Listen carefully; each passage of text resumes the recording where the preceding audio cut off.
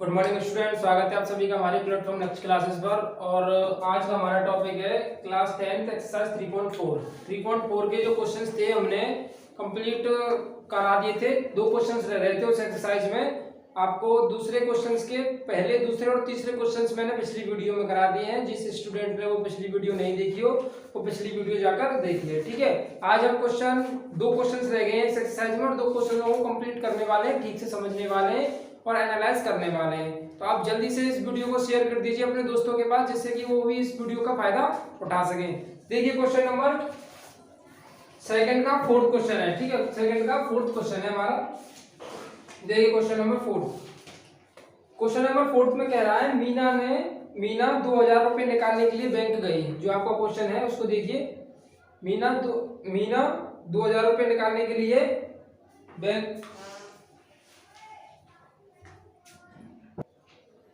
देखिए मीना 2000 रुपए निकालने के लिए बैंक गई। उसने खजांची से 50 रुपए तथा 100 रुपए के नोट देने के लिए कहा। 50 रुपए और 100 रुपए के नोट देने के लिए कहा। मीना ने कुल 25 नोट प्राप्त किए।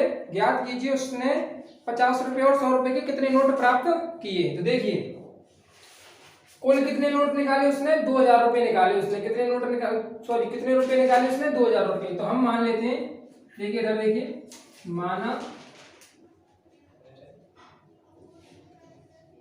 50 रुपए के नोट x, ठीक है, और 100 रुपए की नोट y है। 50 रुपए की नोट x है, 100 रुपए की नोट y है। अब देखिए आपको 2000 रुपए निकालने के लिए गई वो। 2000 रुपए तो यानी कुल नोट कितने होंगे इसके पास, x प्लस वाई, तो एक इक्वेशन तो यहां से बन जाएगी कि 50x, क्योंकि 50x का मतलब है इस जगह पर कि जैसे कि मैं कहूं आपसे कि आपके पास 10-10 के 10 नोट हैं, तो 10-10 के 10 नोट है तो आपके पास रुपए कितने बन जाएंगे, 10 × 10 = 100 रुपए। यानी 10-10 के 10 नोट है तो आपके पास 100 रुपए बन जाएंगे। तो इसी प्रकार यहाँ पर हमारे पास 50 रुपए के x नोट है, तो हम उसको मल्टीप्लाई करेंगे तो 50x लिखना होगा, और ये 100 रुपए के y नोट है तो 100 y लिखना होगा। और इक्वल टू कितने रुपए निकाले उसने, 2000 रुपए निकाले, तो इक्वल टू कितना हो जाएगा, 2000 रुपए के। अब इसमें से मैं क्या करता हूँ, 50 कॉमन ले लेता हूँ। ये हो जाएगा आपका x प्लस 2y = 2000। 0 तो 0 कैंसिल हो जाएगी और ये बचेगा आपका x प्लस 2y = 40। यहाँ पर इक्वेशन 1 बन जाती है, ठीक है। अब अगली इक्वेशंस के लिए, अगली इक्वेशंस क्या होगी, देखिए क्वेश्चन में उसने 50 तथा 100 के नोट देने के लिए कहा। मीना ने कुल 25 नोट प्राप्त किए। कितने नोट प्राप्त किए, कुल 25 नोट। तो कुल नोट कितने हो जाएंगे आपके, x प्लस वाई = 25। ये इक्वेशन सेकंड बन गई। यानी एक 50 का नोट और 100 के नोट कितने थे उसके पास, 25 थे। तो इक्वेशन फर्स्ट आपकी हो गई x प्लस 2y = 40 और एक हो गई x प्लस वाई = 25 यानी कि 25। तो एक इक्वेशन फर्स्ट, इक्वेशन सेकंड। अब दोनों इक्वेशंस को ब्लेपन विधि द्वारा सॉल्व करेंगे और x और y की वैल्यू निकाल लेंगे। देखिए तो मैं लिख लेता हूं यहां पर x plus 2y = 40, x plus y = 25, ठीक है। देखिए दोनों एक जैसे हैं, इनका कोफिशिएंट भी एक है, तो हम क्या करेंगे, इधर घटाने पर माइनस माइनस माइनस, इससे ये कैंसिल हो जाएगा और यहाँ बचेगा आपके पास 2y - 1y = 1y। और ये 40 - 25 = कितना होगा आपके पास, 40 - 25 = होगा आपका 15। यानी y = आ गया आपका 15, y = आ गया आपका 15। अब आप इस y की वैल्यू को चाहे तो आप इक्वेशन फर्स्ट में रख सकते हो, चाहे तो आप इक्वेशन सेकंड में रख सकते हो, किसी भी इक्वेशन में रख सकते हो। आपके लिए x की वैल्यू निकल कर आ जाएगी। देखिए मैं रख देता हूं समीकरण 1 में रखने पर, किसमें, समीकरण 1 में रखने पर। आप चाहो तो उसको इस प्रकार भी कर सकते हो, जैसे कि एक इक्वेशन को मैं दोबारा लिख लेता हूं और इसमें ऊपर नीचे मल्टीप्लाई करने वाले जो ब्लूपन विधि वाली मेथड है ना, आप उससे भी कर सकते हो, कोई प्रॉब्लम वाली बात नहीं है। लेकिन अगर हमको आता है समीकरण में वैल्यू को पुट करना, तो हम समीकरण में वैल्यू रखकर आप इक्वेशन को सॉल्व करके x की वैल्यू निकाल सकते हैं। देखिए अब इक्वेशन 1 है हमारी x plus 2y equal to 40, ठीक है। और y की वैल्यू है 15, तो x plus 2 into 15 equal to 40, तो x plus 30 equal to 40, x equal to कितना हो जाएगा 40 माइनस 30, यानी x इक्वल टू हो जाएगा आपके पास 10। तो इसका मतलब ये हुआ कि जब वो 2000 रुपये लेकर आई तो उसके पास x यानी 50 रुपए के नोटों की संख्या थी 10, 50 रुपए के नोटों की संख्या थी उसके पास 10, और 100 रुपए की नोटों की संख्या थी उसके पास 15। तो 50, ये है आपके 50 रुपए की नोटों की संख्या,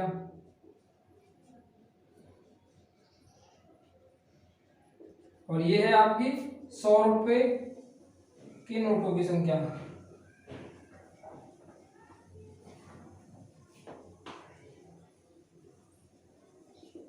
कुछ नहीं है क्वेश्चन में, बहुत ही सिंपल था। आप एक बार और बता देता हूँ मैं आपको। देखिए वो 2000 रुपये लेने गई, तो देखिए उसने 50 रुपए के नोट लिए और 100 रुपए के नोट लिए। तो हमने क्या किया क्वेश्चन में, हमने किया कि मान लेते हैं कि 50 रुपए के जो नोटों की संख्या थी वो थी आपकी x, ठीक है, और देखिए 100 रुपए के नोटों की संख्या थी आपकी y। अब जब वो 2000 रुपये लेने गई तो 50x plus 100y equal to कितने रुपए बन जाएंगे आपके 2000 रुपये बन जाएंगे। हमको नहीं पता कितने नोट थे, पर लेकिन पता होता है कि हम पे इतने सारे इतने नोट है तो उसका मल्टीप्लाई इसमें करने के बाद रुपए बन जाते हैं। तो मैंने वैसा ही किया है कि x का मल्टीप्लाई इसमें कर दिया, 100 का मल्टीप्लाई y में कर दिया, तो 2000 रुपये बन जाएंगे।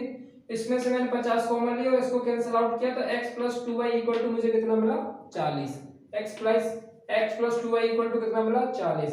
अब उसने कहा कि उसने कुल 25 नोट लिए, इसने कुल 25 नोट लिए, तो देखिए x plus Y equal to 25 हो जाएगा, और इसको विलोपन विधि द्वारा सॉल्व करके हमने x की वैल्यू निकाल ली, y की वैल्यू निकाल ली। आई होप आपको अच्छी तरीके से समझ में आया होगा ये क्वेश्चन। अगर आपको कोई भी प्रॉब्लम हो मुझे कमेंट बॉक्स में जरूर बताएं, मैं आपकी प्रॉब्लम का सॉल्यूशन प्रोवाइड करूंगा। आप जल्दी से इसके स्क्रीनशॉट ले लीजिए।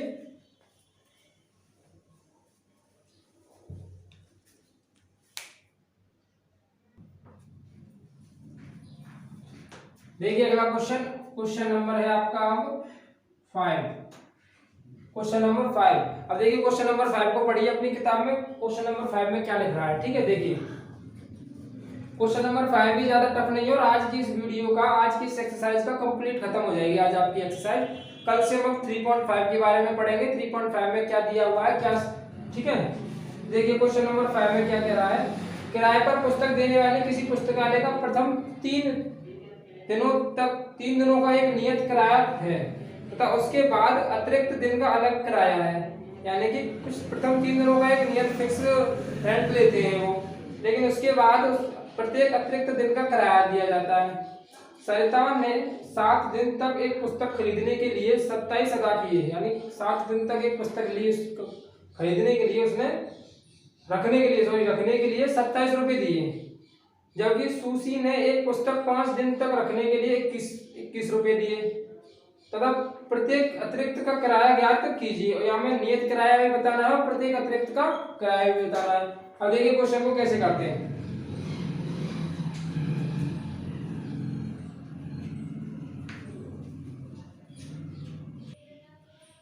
देखिए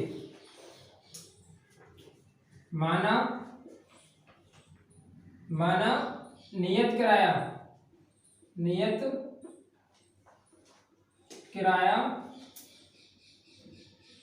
x रुपये तथा अतिरिक्त किराया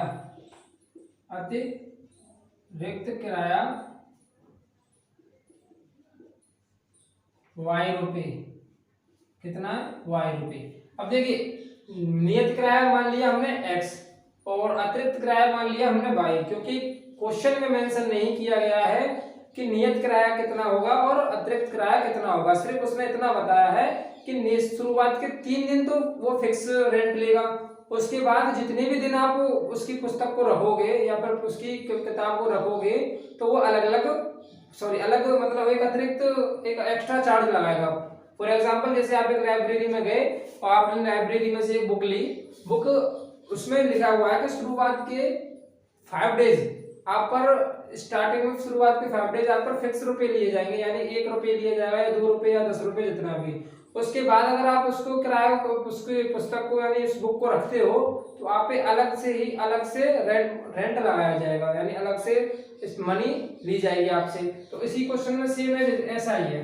देखिए क्वेश्चन में कहा था कि प्रथम 3 दिनों तक नियत कराया है, उसके बाद प्रत्येक अतिरिक्त दिन का अलग अलग कराया। सरिता ने 7 दिन तक एक पुस्तक रखने के 27 रुपए दिए। 7 दिन तक रखी उसने एक पुस्तक, सरिता ने, इधर देता हूं इधर, सरिता ने 7 दिन तक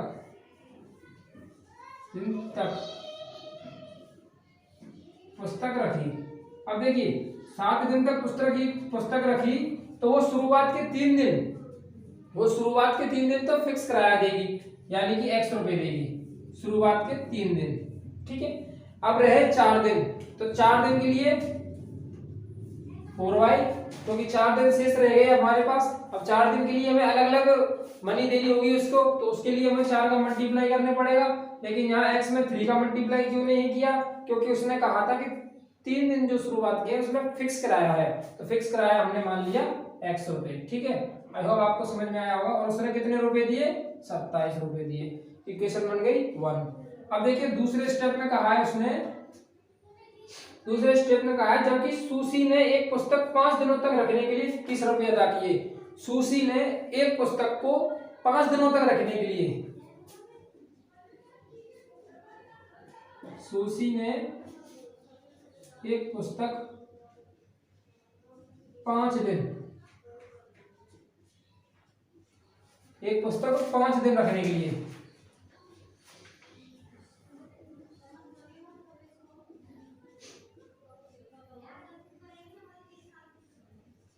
5 दिन रखे उसने। तो शुरुआत के जो 3 दिन थे उसमें वो फिक्स कराया देगा x प्लस, अब बचे हुए 2 दिन तो क्या हो जाएगा 2y। और कितने दिए उसने, 21 रुपए। कितने दिए, 21 रुपए। इक्वेशन बन गई सेकंड। अब इक्वेशन फर्स्ट और इक्वेशन सेकंड को आप सॉल्व कीजिए और आप x और y की वैल्यू निकाल लोगे, ठीक है। देखिए इक्वेशन फर्स्ट में यहाँ लिख लेता हूं, इक्वेशन सेकंड में यहां लिख लेता हूं। अब देखिए इन दोनों के कोएफिशिएंट 1 1 है, इन दोनों के कोएफिशिएंट कितने 1 1, तो मैं क्या लिख दूंगा इधर घटाने पर, क्योंकि साइन एक जैसे हैं दोनों के, minus minus minus 4y minus 2y 2y 27 minus 21 6 y equal to 3। y की वैल्यू आपके पास निकल कर आ गई। अब आप क्या करोगे, अब आप करोगे y की वैल्यू को समीकरण 1 में रख दीजिए या समीकरण 2 में रख दीजिए। मैं रख देता हूं y का मान समीकरण 1 में। आप चाहो तो उसको ऐसे भी निकाल सकते हो, ठीक है, कोई प्रॉब्लम नहीं है। x plus 4y equal to 27, x plus 4 into Y की वैल्यू कितनी है आपकी 3 into 27, x plus 12 into 27, x equal to 27 minus किया कितना हो जाएगा आपका, ये आपका बचेगा 50। यानी क्वेश्चन में माना था हमने, नियत कराया था x रुपए, नियत कराया था x रुपए, यानी कि 15 रुपए तो उस पे फिक्स कराया है, 15 रुपए तो उसका फिक्स कराया है और अतिरिक्त चार्ज उसने 3 रुपए लिए। ये आपका x बराबर आ गया, ये आपका y बराबर आ गया। मैंने आपको अच्छी तरीके से इस क्वेश्चन को समझा दिया है, कोई भी प्रॉब्लम नहीं आएगी, मैं आशा करता हूं। अगर आपको कोई भी प्रॉब्लम ना आए तो मुझे कमेंट बॉक्स में जरूर बताएं। और आज के इस क्वेश्चन के साथ आपकी ये जो एक्सरसाइज है बिल्कुल खत्म होती है। अगली वीडियो में मिलेंगे हम अगली एक्सरसाइज, अगले कॉन्सेप्ट के साथ और अगली एक्सरसाइज के साथ। तो आप इस क्वेश्चन को, इन जो एक्सरसाइज है, जब तक आप इस क्वेश्चन के एग्जांपल्स को कीजिएगा। अगर आपको एग्जांपल्स में भी कोई प्रॉब्लम आती है तो मुझे बताएं। मैंने आपको कई बार बताया हुआ है कि आप हमारे डिस्क्रिप्शन में व्हाट्सएप ग्रुप में जाएं, उसके लिंक को दबाएं और हमारे व्हाट्सएप ग्रुप से जुड़ जाएं, जिससे भी कोई भी प्रॉब्लम हो हमें वहां पर शेयर करें। आई होप आपको अच्छी तरीके से समझ में आ चुका होगा। अगर आप इसका स्क्रीनशॉट ले लीजिए और आज की वीडियो का हम यहीं एंड कर देते हैं। Thank you for watching my video.